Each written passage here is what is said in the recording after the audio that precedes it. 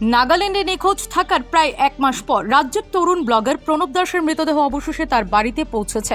ওই মর্মান্তিক ঘটনায় শ্রীনগর থানাধীন মলয়নগর নেপালি পাড়ায় গভীর শোকের ছায়া নেমে এসেছে। প্রসঙ্গত, প্রণব দাস গত ৪ জানুয়ারি নাগাল্যান্ডের কোহিমা জেলার ডোজুকু ভ্যালি ভ্রমণে গিয়েছিলেন। ওই দিন ভিজুওমা গ্রামের ডোজুকুর টিকিট কাউন্টারে তাকে শেষবার দেখা যায়। এরপর থেকেই পরিবারের সঙ্গে তার যোগাযোগ বিচ্ছিন্ন হয়ে যায়। দীর্ঘদিন খোঁজ না পাওয়ায় ১৩ জানুয়ারি পরিবারের পক্ষ থেকে নিখোঁজ ডায়েরি করা হয়। এরপর ডোজুকু ভ্যালি ও সংলগ্ন এলাকায় ব্যাপক তল্লাশি অভিযান শুরু করা হয়।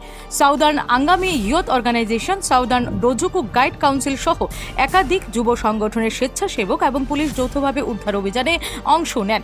অবশেষে ৬ ফেব্রুয়ারি বিকেল প্রায় ৪টা নাগাদ ডোজুকু ভ্যালির হ্যালিপ্যাড সংলগ্ন নদীর ধারে প্রণব দাসের মৃতদেহ উদ্ধার করা হয়। তীব্র শীতের কারণে মৃতদেহে পচনের কোনো লক্ষণ দেখা যায়নি। পরে রাতের মধ্যেই দেহটি ডোজুকু বেস ক্যাম্পে নিয়ে আসা হয় এবং আইনানুগ প্রক্রিয়া সম্পন্ন করে সংশ্লিষ্ট কর্তৃপক্ষের হাতে তুলে দেওয়া হয়। প্রশাসনিক প্রক্রিয়া শেষ হওয়ার পর আজ প্রণব দাসের মৃতদেহ তার বাড়িতে নিয়ে আসা হলে কান্নায় ভেঙে পড়েন পরিবার পরিজন এবং প্রতিবেশীরা। গোটা এলাকায় নেমে আসে গভীর শোকের আবহ। প্রণবের অকাল প্রয়াণে সামাজিক মাধ্যমেও শোক প্রকাশ করেছেন বহু মানুষ। প্রণব দাসের মৃত্যুর সঠিক কারণ এখনো স্পষ্ট নয়। পরিবার এবং স্থানীয়দের দাবি, ঘটনার পূর্ণাঙ্গ এবং নিরপেক্ষ তদন্ত করে প্রকৃত সত্য প্রকাশ করা হোক। কি দাবি আছে? তারা তো এমন বড় প্রাইজ দিচ্ছে। দাবি কি আছে? যদি একটু অনুগ্রহ করতো, 4 তারিখ থেকে আমি কতখানি দৌড়াদৌড়ি করতে এখন যদি একটু কদ্দূর যদি তারা সাহায্য করতো তাহলে ছেলেটা